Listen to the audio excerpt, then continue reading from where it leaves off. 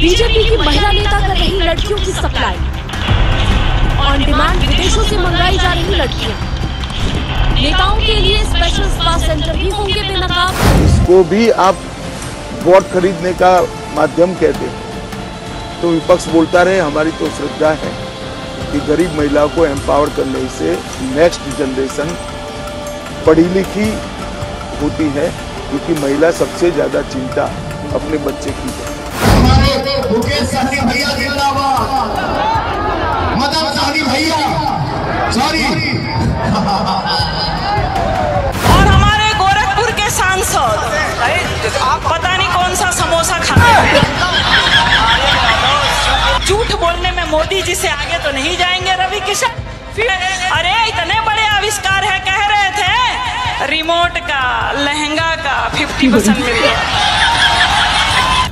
कितने दया के पात्र होते हैं राजनेता कि अपने छोटे नेताओं का बड़ा ध्यान रखते हैं। अब आपने आज तक देख तो लिया कि बिहार में विधानसभा का चुनाव चल रहा है। उस दौरान हर किसी ने सवाल पूछ लिया कि चुनाव से ठीक पहले ये दीदियों की याद कैसे आ गई, ये 10-10 हजार रुपए कैसे बैंक अकाउंट में चले गए, उसका तो जिक्र हो गया। यानी जनता के लिए पूरी व्यवस्था कर दी गई थी कि आप ये रखिए, चुनाव आयोग खामोश रहा। वो खबर भी दिखाऊंगा कैसे उसे जस्टिफाई करना है हमेशा। लेकिन मेन खबर कुछ और है। खबर यह है कि जनता के साथ साथ उन नेताओं का भी तो ख्याल रखना होगा जो अलग अलग प्रदेश से गए हैं। वो वोट मांगेंगे, थक जाएंगे, तो थकने के बाद किस चीज का इंतजाम किया गया है वो आपको दिखाऊंगा। जी हां, आज का सबसे बड़ा खुलासा, और इसमें आप देखेंगे जिंदगी की सारी हदें पार कर दी जाती हैं और ये अपने आप को नेता लोग कहते हैं। कौन है ये लोग, जरा देखिएगा गौर से। यही नहीं, इसके अलावा कई और महत्वपूर्ण खबरें हैं जो आपको दिखाऊंगा कि एक और जगह एफआईआर दर्ज कर दी गई। गलती सिर्फ इतनी, अजान की मसला था, बस एफआईआर तो एफआईआर।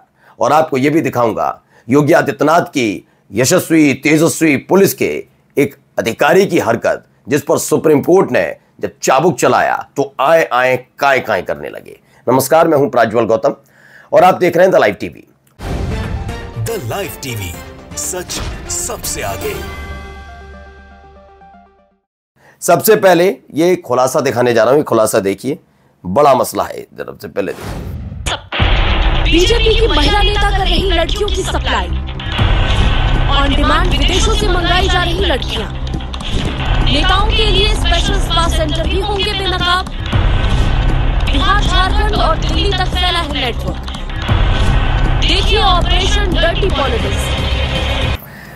तो दावा आपने सुन लिया है, दैनिक भास्कर का दावा है। उनका दावा है कि उन्होंने एक ऐसा स्टिंग ऑपरेशन किया है जिसमें जो महिला ये पूरी डील कर रही है, कैसी, कौन सी, क्या रेट महिलाओं के लिए, वो कोई और नहीं है, बीजेपी की महिला नेता है। यानी भारतीय जनता पार्टी की महिला नेता बिहार में लड़कियां सप्लाई करने का काम कर रही है और विदेशों से बुलाया जा रहा है।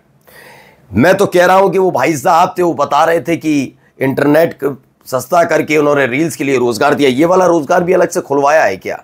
अब आप सोचिए, ये सारे काम बिहार के अंदर चल रहे हैं। सबसे पहले विशाल ज्योतिदेव अग्रवाल कहते हैं, दैनिक भास्कर का बड़ा खुलासा, बिहार चुनाव में भाजपा की महिला नेता कर रही लड़कियां सप्लाई, यही है भाजपा का असली चाल, चरित्र और चेहरा। यह फिलहाल बता दिया है। ये आरोप लगाया जा रहा है इनके ऊपर और एक गंभीर आरोप है। जहां एक तरफ 10,000 वाला है तो वहीं अब सोचिए 20, ये बीच चुनाव में ये खबर भी निकल कर आती है। ये भी गिनोना, आप जरा सुनिए तो। जो 10,000 का आपका, क्योंकि अब वो आंकड़ा बढ़कर 1,51,00,000 महिलाओं को 10,000 गया है। मैं भी कई महिलाओं से मिली, आज भी मुझे एक महिला मिली जिन्होंने कहा सिलाई मशीन खरीदी है, एक ने बताया कैंडल मेकिंग खरीदा, कईयों ने बकरियां खरीदी है, कुछ ने बाछी खरीदी है। वो कह रहे कि ये वोट खरीदी है। अगर इसको भी आप वोट खरीदने का माध्यम कहते हैं तो विपक्ष बोलता रहे, हमारी तो श्रद्धा है कि गरीब महिलाओं को एम्पावर करने से नेक्स्ट जनरेशन पढ़ी लिखी होती है, क्योंकि महिला सबसे ज्यादा चिंता अपने बच्चे की है। तो अमित शाह जी ने बड़ा जबरदस्त ज्ञान अचानक से दे डाला। सवाल ये नहीं पूछा जा रहा था कि आपने दिया क्या दिया, टाइमिंग पर सवाल थे। अचानक से याद आई कि बच्चों के लिए कितना जरूरी होता है कि उनकी मां सशक्त हो। बिहार, सोचिए गृह मंत्री अमित शाह कितने दूरदर्शी हैं कि अभी याद आया। सवाल यह है, दरअसल मैं आपको एक बात बताता हूं, क्लियर बात है। कुछ लोग होते हैं जो परंपरागत तरीके से चुनाव लड़ते हैं और वैसे ही रह जाते हैं, उनको पता लगता है कि बस वैसे ही चुनाव लड़ना है। आप यकीन माने ना माने, आपको थोड़े दिनों में पता लग जाएगा, महीने 2 महीने 1 साल में भी, चलो मैं मानता हूं कि अब आपको पता लगेगा कि मोदी और शाह के पास वो अब चीजें नहीं है। उनको लगता है कि चुनाव ऐसे ही लड़ते रहे और ऐसे ही लड़ते और ऐसे ही लड़ते रहेंगे।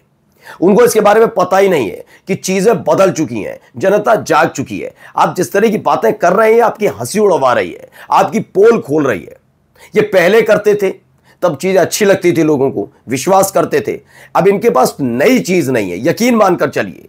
वरना कौन ऐसा हो सकता है कि सामने आमने सामने दिख रहा है और उसके बावजूद भी उसे जस्टिफाई अमित शाह कर रहे हैं, जबकि महिलाएं जिन्हें मिल रहा है ये सब कुछ, वो भी ये कह रही हैं हाँ ये चुनाव में वोट खरीदने के लिए, और ये मान नहीं रहे। देने वाला मान नहीं रहा और लेने वाला जिससे वोट ही बाद में आके देना है वो ये कह रहा है कि हाँ ये इसीलिए। तो कहना अमित शाह और मोदी आगे आकर बस एक बार बयान दे दें कि जो जीविका दीदी वाला पैसा दिया गया है उससे कोई लेना देना नहीं, वोट एक स्वच्छ और निष्पक्ष व्यक्ति को देना है, कह दे, हर मंच से बोल दिया करे, बोले करे ना, वो नहीं बोलेंगे। बिहार चुनाव से एन पहले महिलाओं के बैंक अकाउंट्स में पैसे डाल दिए गए। 5 साल से चुनाव आने का ही तो इंतजार हो रहा था, ऊपर से देश के गृह मंत्री से जस्टिफाई कर रहे हैं। चुनाव आयोग ने अब से पहले संज्ञान लिया ना अब संज्ञान लेगा कि तमाम संस्थाओं की स्वतंत्रता सरकार के अधीन हो चुकी है। ये वाकई चुनाव आयोग के दस्तावेज में ये और अंकित हो गया, काले पुतले जैसा है। यकीनन इतना बड़ा घटनाक्रम घट जाता है, आचार संहिता की धज्जियां उड़ाना नहीं है, ये मतलब समझ लीजिए हवा में उड़ा देना है, खत्म टाइप का, लेकिन कोई मतलब नहीं है उनको। अब यहां सुन लीजिए जरा, प्रचार चल रहा था, क्या कर रहे हैं। हमारे मुकेश सहनी भैया जिंदाबाद, मदन सहनी भैया, सॉरी इंसान हो, जवान है, फिसल जाता है, उसके लिए दिल से सॉरी। हमारे मदन सहनी भैया क्या, तो जब लहर मुकेश सहनी हो तो जवान से निकलना लाजमी है। खैर ये आरोप लगाया जा रहा है, पवन सिंह आप जानते होंगे फिलहाल अभी चुनाव लड़ने के मूड में थे, लेकिन इनकी पत्नी ने जो आरोप लगाया उसके बाद चुनाव नहीं लड़ पाए। फिलहाल प्रचार करने में व्यस्त है, कई जगह विरोध भी झेलना पड़ा। पवन सिंह ये समझ रहे हैं कि बीजेपी के साथ रहने की वजह से कैसा स्थिति है। फिलहाल वोट मांगने गए थे, हालत खराब हो गई। मदन सहनी जो एनडीए की कैंडिडेट है, उन्हें मुकेश सहनी कह दिया। आप सर इधर से। और हमारे गोरखपुर के सांसद पता नहीं कौन सा समोसा खाते हैं।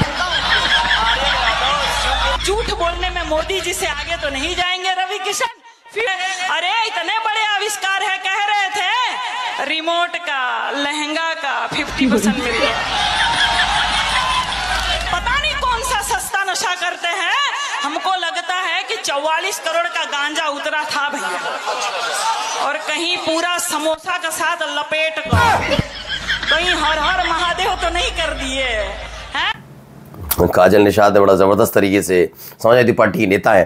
खैर अगली खबर देखिए जरा, शामली में मस्जिद में अजान पर इमाम के खिलाफ एफआईआर दर्ज हो गई है। बड़ी खबर है शामली से। आप समझिए क्या हो रहा है। शामली में मस्जिद से अजान दी गई, मस्जिद में अजान दी गई, इमाम के खिलाफ एफआईआर दर्ज कर ली जाती है। बाकी और तमाशे करते रहिए, सड़क से लेकर जहां तक वो चल जाएगा। यहां पर एक खबर और निकली, मैं तुम्हारा सारा हाईकोर्ट और सुप्रीम कोर्ट आज निकलवा दूंगा। सुप्रीम कोर्ट ने यूपी पुलिस अधिकारी को लगाई कड़ी फटकार। दरअसल खबर यह थी कि उत्तर प्रदेश पुलिस का आप जानते ही हैं, अभी सुप्रीम कोर्ट का एक आदेश आया था मेरठ वाला, सेंट्रल मार्केट को लेकर। वहां कमिश्नर, चूंकि वहां हाई हाई होने लगी बीजेपी के लिए और सरकार के लिए हाई हाई होने लगी, वहां कमिश्नर ने अपनी तरफ से आदेश दे दिया, सुप्रीम कोर्ट के आदेश पर रोक लगा दी कि मार्केट नहीं टूटेगा। वो बात अलग है कि जैसे ही किया उसके फौरन बाद ही कार्रवाई हो गई। या इनकी हरकतें ये देखते हैं कि जिनके अधीनस्थ हम काम कर रहे हैं, जब वो नहीं सुनते सुप्रीम कोर्ट की अदालतों की, तो हम क्यों सुने।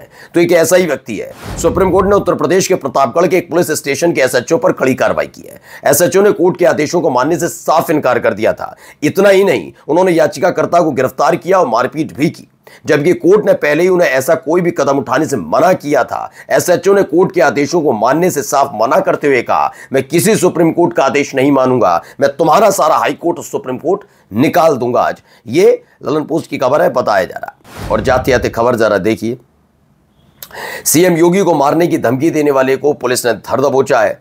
क्या है, धमकी देने वाले शख्स का नाम मनीष दुबे है। वे प्रयागराज के सोनाव का निवासी है। दैनिक जागरण वाला नाम लिखना भूल गया था, भूला था। ये सही कह रहे वसीम अकरम त्यागी, भूल ना पड़ती है ऐसी बातें। हाँ, गलती से ये मनीष दुबे की जगह मोहम्मद सलमान या मोहम्मद अनवर कुछ भी होता, बात अलग पड़ती है ना। नमस्कार। द लाइव टीवी, सच सबसे आगे।